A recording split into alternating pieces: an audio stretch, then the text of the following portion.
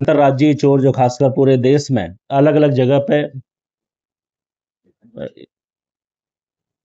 इसके द्वारा चोरियां की जाती रही हैं, जो न सिर्फ उत्तराखंड के ऋषिकेश क्षेत्र में बल्कि अ, गुजरात में, अहमदाबाद में, गुंटूर में या अन्य विभिन्न स्थानों पर इसके द्वारा यह चोरी की गई और ये व्यक्ति अकेले ही चोरी को अंजाम देता है और बड़ी चोरियों को ये अंजाम देता था। जैसा आपको विदित है, 18 जुलाई 2026 को ये व्यक्ति ऋषिकेश में आया था, जो ऋषिकेश बस स्टैंड में रुका था। वहां से एम्स में इलाज के बहाने ये एम्स के अंदर गया, जो हाईली सिक्योर्ड प्लेस है।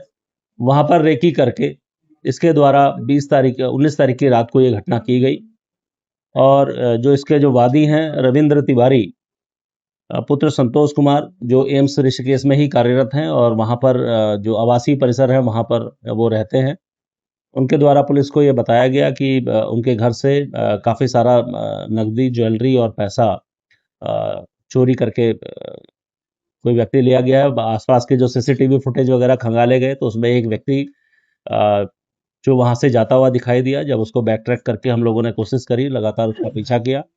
ये इतना शातिर किस्म का चोर है कि यहाँ से उसे मालूम है कि पुलिस जो है कैमरे का पीछा करते हुए इसको पीछे आएगी।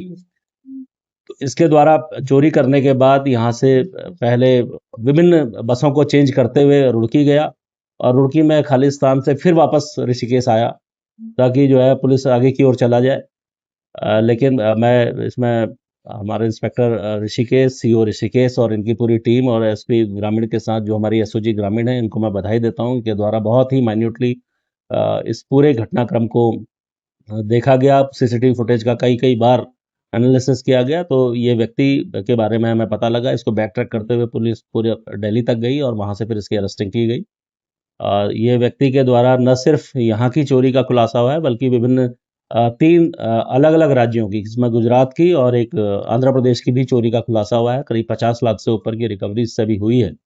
बाकी अभी इसको रिमांड पे हम लोग कोशिश करेंगे कि शीघ्र ही इसको रिमांड पे लिया जाए और जो अन्य चोरियां हैं, क्योंकि इसका काफ़ी बड़ा आपराधिक इतिहास भी है जो अभी हम लोग और भी पता कर रहे हैं, तो उन सभी के बारे में आप पता किया जाएगा। बाकी इस संबंध में जो आप कुछ बताना चाहती हैं इसमें एक बार।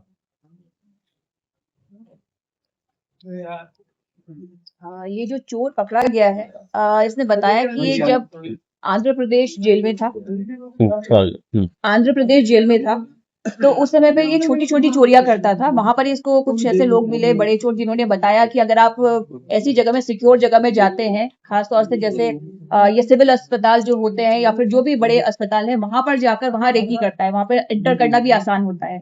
तो ये ऐसी जगह पे ही करता था, जैसे राजकोट में भी जो इसने चोरी की है वो आपका जो सिविल हॉस्पिटल है उसके आवासीय परिसर में की है। और ये भी उन्होंने बताया कि आप कहाँ पर जाके जो लोग हैं वो कहाँ पर अपना कीमती सामान रखते हैं, आप कहाँ कहाँ पर जाकर चोरी कर सकते हैं। तो जब ये वहां पर पहुंचा था एम्स में चोरी करने के लिए, तो एग्जैक्टली केवल इसने उसी जगह पर चोरी की थी जहाँ पे सामान रखा था।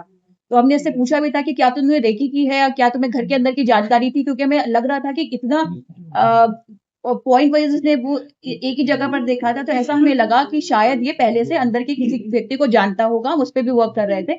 लेकिन इसने बताया कि बस मैं परिसर की रेकी कर रहा था, लेकिन लोग ज्यादातर सामान जहां पर रखते हैं मैंने उसी जगह पर, मेरा पूर्व का जो अनुभव रहा है उसके आधार पर मैंने वहीं पर ही चोरी की।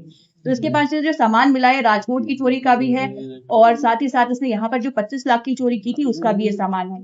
और ये बड़ा शातिर है, इसने कई बार हमें ये टहलाने के लिए ऐसा किया कि ये दिल्ली की बस में 2-3 बार बैठा, लेकिन वापस घूम फिर के ऋषिकेश ही आ गया। तो हमारी टीम दिल्ली तक भी 2-3 बार होकर आई, लेकिन फाइनली जब वहां पे कुछ पता नहीं चलता था तो फिर हम यही के कैमरास देख रहे थे। फिर कल रात इसे जगन्नाथ के बैरियर के पास से अरेस्ट किया गया, क्योंकि सोना बहुत ज्यादा था, ये बेचने की कोशिश कर रहा था। इतने बड़े अमाउंट में कोई खरीदता तो फिर इसकी खुलासा हो सकता था।